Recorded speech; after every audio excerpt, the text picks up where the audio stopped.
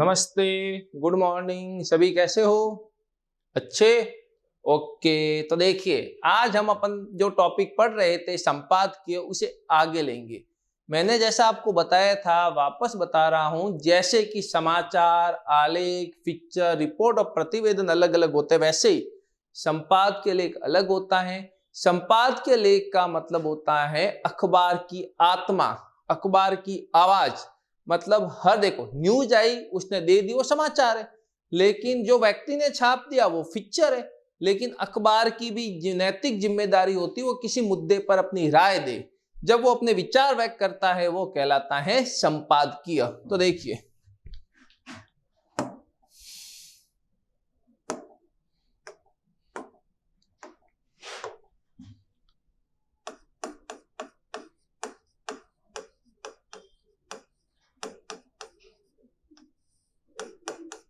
संपादकीय।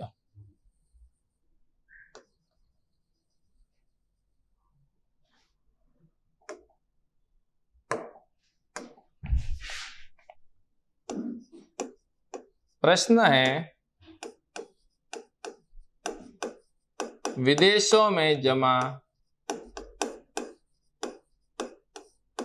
काले धन पर एक संपादकीय लिखिए।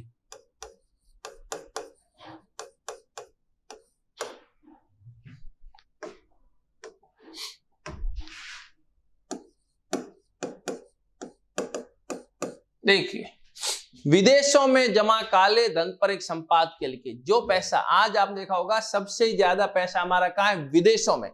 तो वो क्यों है, किस लिए है, कारण क्या है, वो सारी चीजों पर हमें एक संपादकीय तैयार करना है। तो सबसे पहले हमें लिखना है शीर्षक। हम लिख देंगे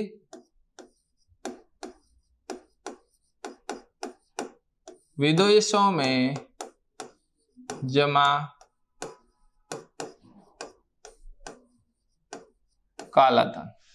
क्या लिखा शीर्षक? विदेशों में जमा काला धन। ये होता क्या है? काला धन मीन्स ब्लैक मनी। तो देखिए, तो हमें शुरुआत करनी है। आज भारत में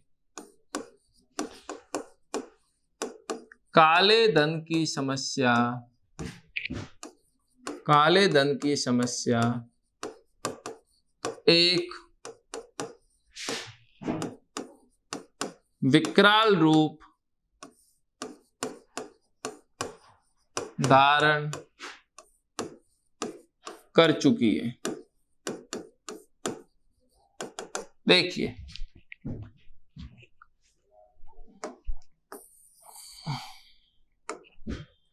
आज भारत में काले धन की समस्या एक विकराल रूप धारण कर चुकी है। आज भारत में काले धन की समस्या सबसे ज्यादा है, एक बहुत बड़ा रूप, हर व्यक्ति। हाँ, तो फिर आगे देखिए, देश की आजादी के बाद जिस प्रकार प्रति व्यक्ति आय में वृद्धि हो रही है, प्रति व्यक्ति आय में वृद्धि हो रही है, उसी प्रकार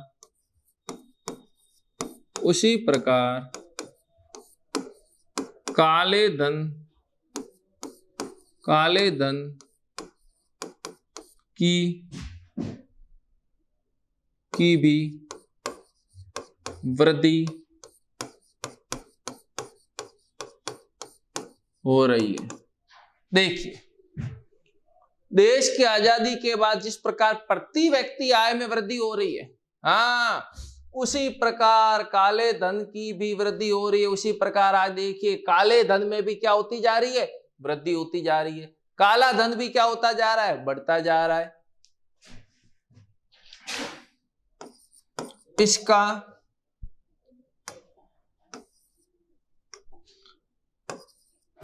काले धन काले धन को इकट्ठा करके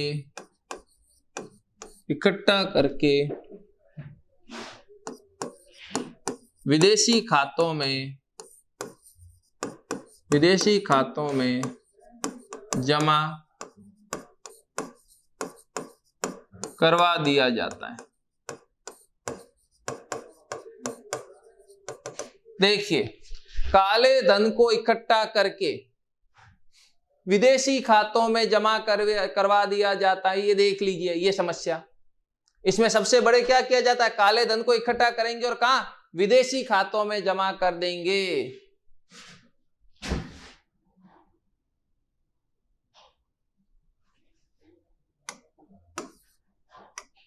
सबसे ज्यादा काले धन में लिप्त काले धन में लिप्त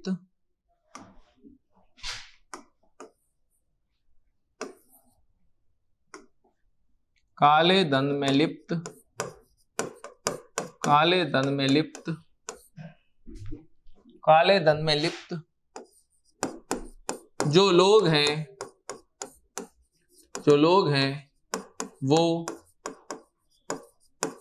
राजनेता हैं, क्योंकि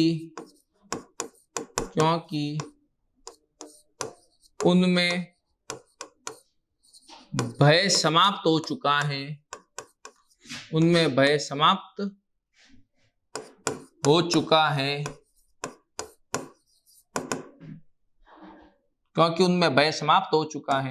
उन्हें यह बात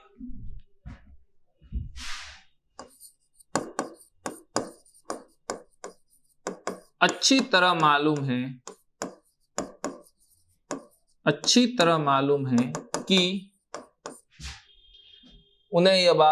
तरह मालूम है कि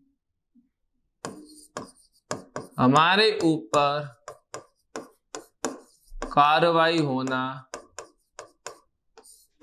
कार्रवाई होना संभव नहीं है। इसी प्रकार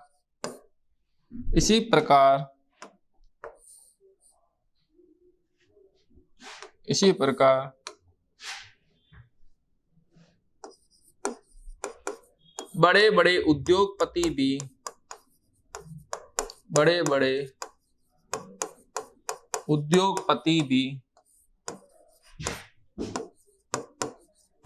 काले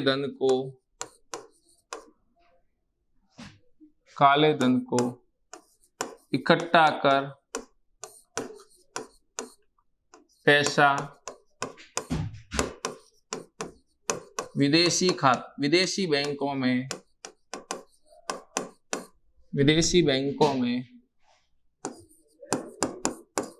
जमा करवा देते हैं। देखिए, सबसे ज्यादा काले धन में लिप्त जो लोग हैं वो राजनेता हैं, सबसे ज्यादा राजनेता हैं, क्योंकि उनमें से भय समाप्त हो चुका है। उन्हें यह बात अच्छी तरह मालूम है कि हमारे ऊपर कार्रवाई होना संभव नहीं है। सबसे ज्यादा उन्हें पता है, उनमें से भय तो समाप्त हो गया। उन्हें पता है कि हमारे ऊपर कार्रवाई करेगा कौन, क्योंकि पैसों के द्वारा होगा, पैसों के द्वारा दबा दिया जाएगा। इसी प्रकार बड़े बड़े उद्योगपति भी काले धन को इकट्ठा कर विदेशी बैंकों में जमा करवा देते, और इसी प्रकार जो बड़े बड़े उद्योगपति भी हैं वो भी पैसा क्या कर देते हैं? विदेशी खातों में जमा करवा देते हैं। इस काले धन को वापस लाने के लिए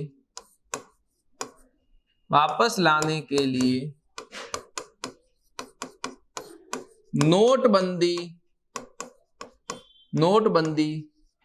भी की गई।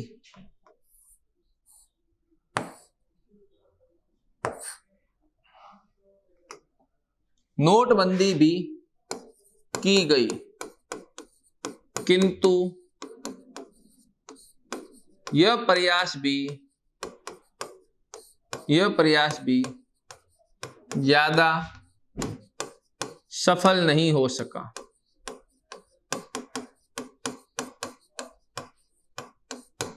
देखिए, इस काले धन को वापस लेने के लिए नोटबंदी भी की गई, किंतु यह प्रयास भी ज्यादा सफल नहीं हो सका। काले धन को वापस लाने के लिए प्रधानमंत्री द्वारा एकदम 8 बजे नोटबंदी की घोषणा की गई, लेकिन यह भी प्रयास ज्यादा सफल नहीं हुआ। काले धन को काले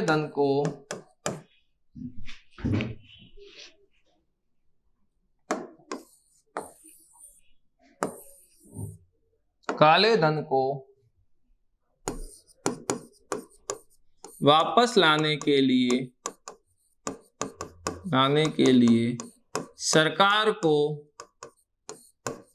कड़े कदम उठाने चाहिए। कड़े कदम, काले धन को वापस लाने के लिए सरकार को कड़े कदम उठाने चाहिए। सरकार को अन्य देशों के साथ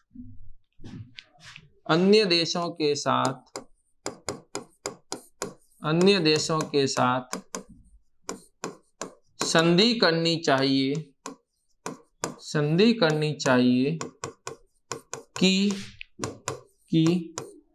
हम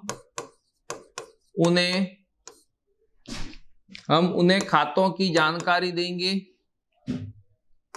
हम उन्हें काले धन के खातों की जानकारी देंगे।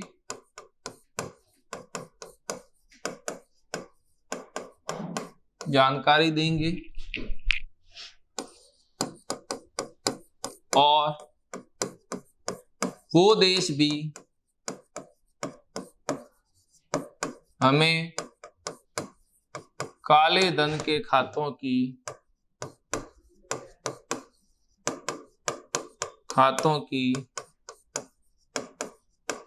जानकारी देंगे।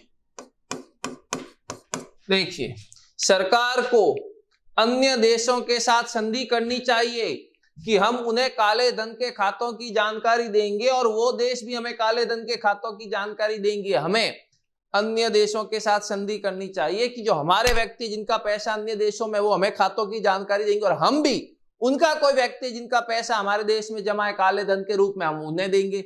इस प्रकार इस समस्या को खत्म किया जा सकता है। जो व्यक्ति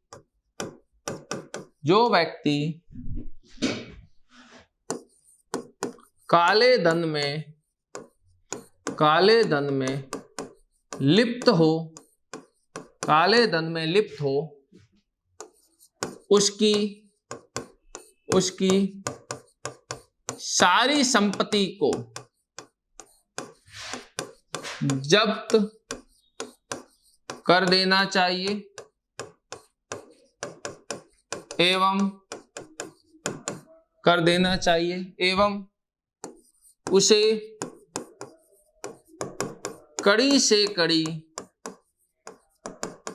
एवं उसे कड़ी से कड़ी सजा देनी चाहिए।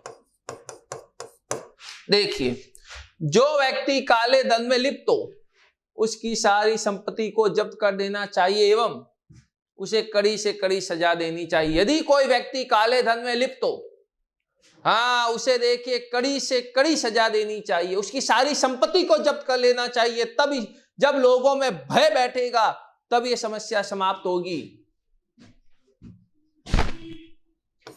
इसके लिए ईमानदार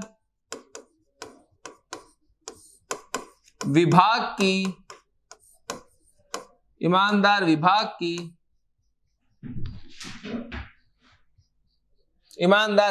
की स्थापना करनी चाहिए एवं उनमें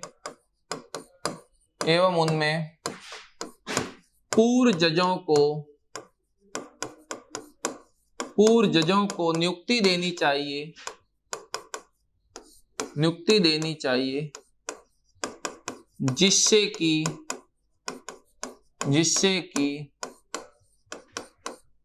निष्पक्ष फैसला आ सके, निष्पक्ष फैसला हो सके। फिर देखिए, इसके लिए हमें क्या, ईमानदार विभाग की स्थापना करनी चाहिए एवं उनमें पूर्व जजों की नियुक्ति करनी चाहिए जिससे कि निष्पक्ष फैसला हो सके। ईमानदार विभाग, पूर्व जजों की नियुक्ति जिससे फैसला क्या हो, निष्पक्ष हो सके। इस प्रकार हमारी भी नैतिक जिम्मेदारी होनी चाहिए, हमारी भी नैतिक जिम्मेदारी होनी चाहिए, नैतिक जिम्मेदारी होनी चाहिए कि हम न तो काला धन लेंगे, न तो काला धन लेंगे और न देंगे, और न देंगे। इस प्रकार सभी के सामूहिक प्रयासों से, सभी के सामूहिक प्रयासों से काले धन की समस्या, काले धन की समस्या समाप्त हो सकेगी। देखिए, इस प्रकार हमारी भी नैतिक जिम्मेदारी होनी चाहिए कि हम न तो काला धन लेंगे और न देंगे। इस प्रकार सभी के सामूहिक प्रयासों से काले धन की समस्या समाप्त हो सकेगी। इस प्रकार हम इस काले धन की समस्या को समाप्त कर सकते हैं। विदेशों में जमा काला धन, इस समस्या पे देखिए, आज भारत में काले धन की समस्या एक विकराल रूप धारण कर चुकी है। आज भारत में काले धन की समस्या एक विकराल बड़ा रूप धारण कर चुकी है। देश की आजादी के बाद जिस प्रकार प्रति व्यक्ति आय में वृद्धि हो रही है, उसी प्रकार काले धन की भी वृद्धि हो रही है। आज देश आजाद हो गया, कई साल 70 वर्ष होने को आए, 70 वर्ष हमारे देश की आजादी को हो गए, लेकिन आज भी हम विकसित होते जा रहे हैं। हमारे प्रति व्यक्ति आय में वृद्धि होती जा रही है, मजबूत होते जा रहे हैं, लेकिन साथ में काले धन में वृद्धि होती जा रही है। भ्रष्टाचार में, काले धन में, काले धन को इकट्ठा करके विदेशी खातों में जमा करवा दिया जाता है। लोग क्या करते हैं, काले धन को इकट्ठा करके विदेशी खातों में जमा करवा देते हैं। उन्हें पता है विदेशी खातों में जानकारी नहीं लेंगे लोग। सरकार, सबसे ज्यादा काले धन में लिप्त जो लोग हैं वो राजनेता हैं, क्योंकि उनमें भय समाप्त हो चुका है। उन्हें ये बात अच्छी तरह मालूम है कि हमारे ऊपर कार्रवाई होना संभव नहीं। उसमें सबसे ज्यादा जो लिप्त है वो भ्रष्ट राजनेता।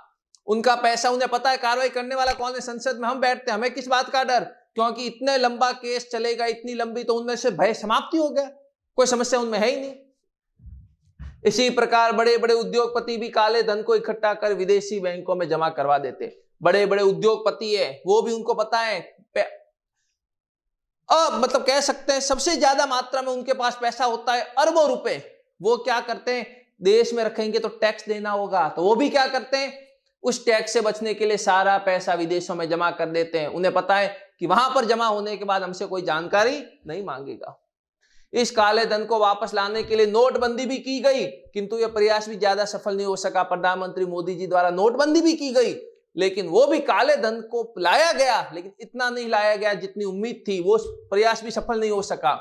काले धन को वापस लाने के लिए सरकार को कड़े कदम उठाने चाहिए। इस काले धन को वापस लाने के लिए सरकार को कड़े कदम उठाने चाहिए, मजबूत कार्रवाई करनी चाहिए। सरकार को अन्य देशों के साथ संधि करनी चाहिए कि हम उन्हें काले धन के खातों की जानकारी देंगे और वो देश भी हमें काले धन के खातों की जानकारी देंगे। हमें अन्य देशों के साथ संधि करनी चाहिए। हमारे जो व्यक्ति जिनका पैसा विदेशों में जमा है वो हमें दे जानकारी, उन देशों के व्यक्ति का पैसा जो भारत में जमा हम उन्हें देंगे। इस प्रकार मजबूत संधियां होगी तो ही पैसा वापस आएगा। जो व्यक्ति काले धन में लिप्त हो उसकी सारी संपत्ति को जब्त कर देना चाहिए एवं उसे कड़ी से कड़ी सजा देनी चाहिए। और जो व्यक्ति काले धन में लिप्त हो उसे कड़ी से कड़ी सजा दो, उसकी सारी संपत्ति को जब्त करो, क्योंकि भय होगा लोगों में काले धन के पकड़ने के बाद उनमें इतनी बड़ी कार्रवाई होगी तो लोग इस समस्या से दूर होंगे, वो काला धन इकट्ठा नहीं करेंगे। इसके लिए ईमानदार विभाग की स्थापना करनी चाहिए, उनमें पूर्व जजों की नियुक्ति होनी चाहिए जिससे कि निष्पक्ष फैसला हो सके। इसके लिए क्या करना चाहिए, ईमानदार विभाग, एक अलग से ईमानदार विभाग की स्थापना करो, पूर्व ईमानदार जजों की नियुक्ति करो जिससे कि फैसला निष्पक्ष हो, नहीं तो पैसों के माध्यम से फिर छूट जाएंगे। तो ऐसा नहीं होना चाहिए। इस प्रकार हमारी भी नैतिक जिम्मेदारी होनी चाहिए कि हम न तो काला धन लेंगे और न देंगे। इस प्रकार सभी के सामूहिक प्रयासों से काले धन की समस्या समाप्त हो सकेगी। हमारी भी नैतिक जिम्मेदारी होनी चाहिए, न तो हम काला धन लेंगे और न देंगे, और सभी मिलकर सामूहिक प्रयासों से हम इस समस्या को समाप्त कर सकते हैं। क्लियर है यहां तक? ये देखिए, ये आपका आएगा जो मैंने आपको बता दिया था, ये लगभग 15 से 20 लाइन में होता है जो आपको लिखना है। ओके, तो नोट डाउन कर लो, ये पूरा आपने देख लिया होगा, नोट डाउन कर लिया होगा। ये है विदेशों में जमा काला धन। आगे हम नए टॉपिक पे मिलेंगे, नए, ठीक है? Okay, good day.